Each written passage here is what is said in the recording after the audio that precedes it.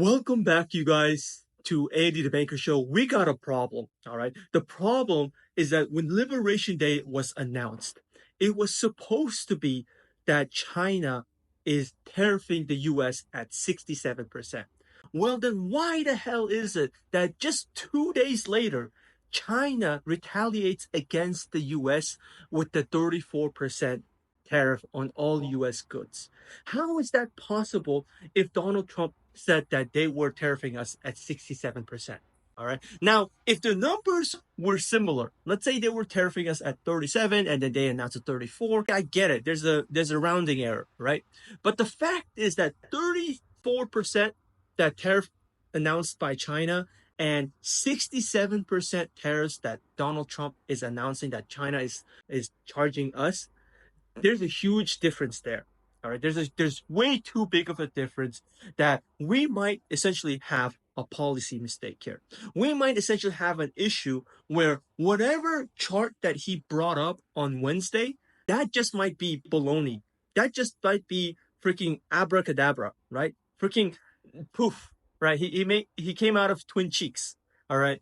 Because of this issue, the last 2 days, investors like me, investors like you, we are suffering, my guys, right? We are going through a pain right now. We're going through the sizzle. We're getting cooked real bad. And during the sizzle is the most difficult part because that's when you get the most toasty burns. All right. What's happening right now is that investors are having to reprice this all in because we did not expect one that we're going to be putting so much tariff on countries. For example, Vietnam has 46% tariffs. For example, Taiwan has 32% tariffs that the US has imposed on them. The funny part is that the Taiwan is actually supposed to be an ally, but according to the math, it doesn't make sense. Nonetheless, all right, the second thing we were not expecting is countries retaliating. All right. For freaking China to retaliate against us and literally with one single move, just one move, right? Calling it a 34% tariff on the US has literally lost the US credibility to the whole world. The whole world can see the math, right? The math is not mathing right there. When you see a country literally lose its credibility and have the US look like a fool in front of the whole world, that's an issue, you guys. And because of this potential policy mistake, we are paying a big price. All right. Because of this, we could be having big pains in the stock market. Now, another thing I want to share and talk about is about how the tariffs could bring back American jobs into the US. And I want to talk about some of those jobs. For example, let's talk about Vietnam. All right. Vietnam currently has a 46% tariff that the US has imposed on them. And the first thought I had was, this is amazing. Like this way, Nike, who produces a lot of their shoes in Vietnam, can actually either pay a 46% tariff or bring the manufacturing into the US. Well, the part that I did not know is I did not know that they pay the people in Vietnam like $5,000 a year. That's about $2.50 an hour to make those shoes. I don't get how it's going to translate to the US if they have to bring that manufacturing job into the US and they got to pay that guy like $40 an hour. All right, let's be a little bit modest. Let's say $30 an hour. Still, then that's crazy amount of money. All right. With that being said, I don't know how things are going to be more affordable. I can only see prices going higher, and I don't even know who is going to pay these prices. Is it going to be us? Is it going to be the companies? Or is it going to be the other countries? Most likely, it's going to be the consumer, the US consumer. And then let's go to another country, right? Let's talk about the car auto manufacturers. Let's say that they bring the car manufacturers into the US. Well, that's great news. At least I thought. Until I found out that the average wage for a car manufacturer in Mexico is like $6. Right? They're making $6 an hour. The issue is if that car manufacturer were to come into the US, they're paying $70, $50. Let's be a little bit modest. Let's say $40. That's still a lot of money, you guys. Because of that, the idea of the job manufacturer coming into the US, it's just really hard to see it happen. Because of this, now we're getting into a trading war where we're just getting retaliating stronger and stronger and stronger.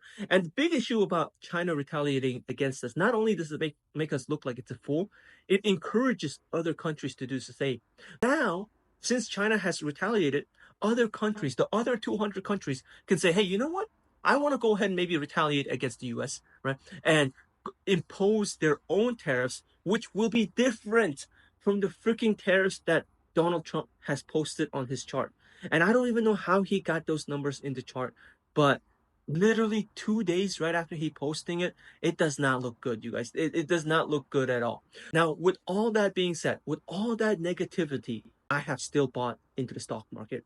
I bought into Microsoft $1,000 today, and I put in the $1,500 as into the brokerage just in case. Now, the crazy part about why I bought into Microsoft stock during this volatile time is because I remember that Microsoft can make money during good economies and bad economies.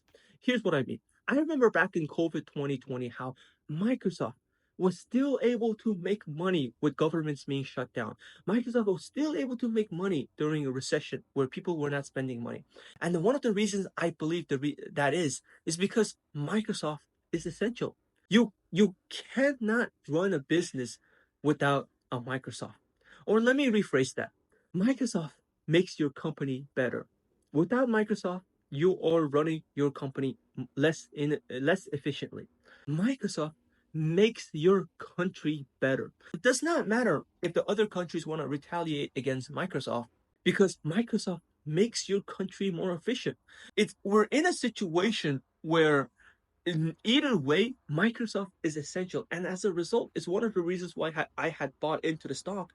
And it's one of my highest pick conviction. And especially during times like this right now where we have a lot of fear, I want to pick the stocks that I have the most conviction in, right? Either my number one, which is Costco, or my number two, which is Microsoft. And as we get a little bit more stability in the markets, I could be diverting out of into different stocks in the portfolio.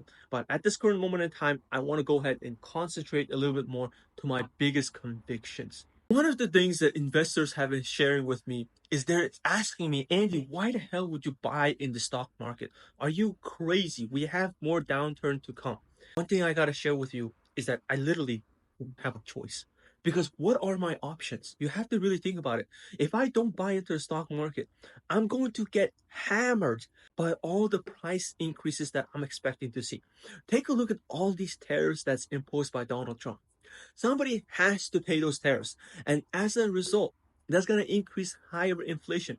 In the either way, it's kind of a lose-lose for me. I might as well put my money in the stock market with the potential of it maybe beating the stock market and increasing my wealth. Because if I put my money just in a savings account, I'm essentially almost guaranteeing myself to lose that money. And as a result, it's one of the reasons why I am almost perma bullish. Now, as I get older, it might be different. But while I am young, while I have 4 decades to keep on investing, I definitely have a lot more time to go ahead and buy into stock markets, especially into companies who are compounding machines, man. I'm talking about the Costco's here. I'm talking about the Microsofts here, where they are essential businesses to run your business. You can't just cut off the plug just because you're going through a recession. They are necessary for your success. And with that, you guys, I have been buying more into the stock market. Even though I've lost so much money into the stock market, I'm still pretty excited about it. And I'll see you guys on the next time, on the next episode. Bye bye.